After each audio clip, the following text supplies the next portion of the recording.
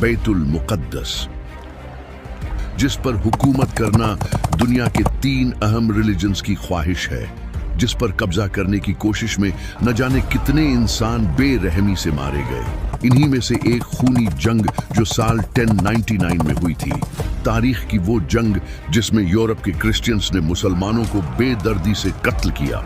ये लोग एक बहुत बड़ी फौज लेकर बैतुल मुकद्दस पर हमला करने के लिए आए।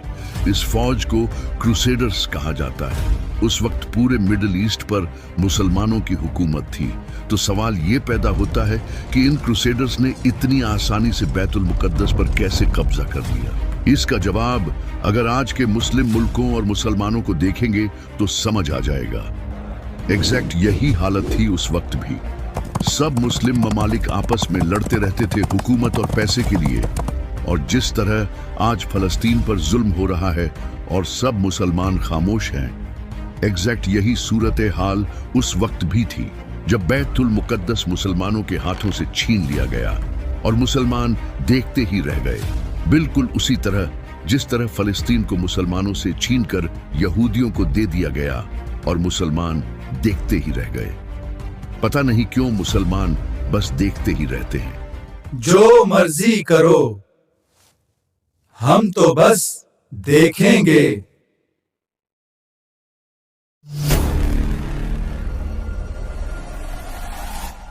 बैतुल मुकद्दस मुसलमानों से छिन जाने के तकरीबन 40 साल बाद इराक के एक शहर में एक मुसलमान कमांडर के घर एक बच्चा पैदा हुआ जिसका नाम यूसुफ रखा गया, जिसे आज दुनिया सलाहुद्दीन अय्यूबी के नाम से जानती है।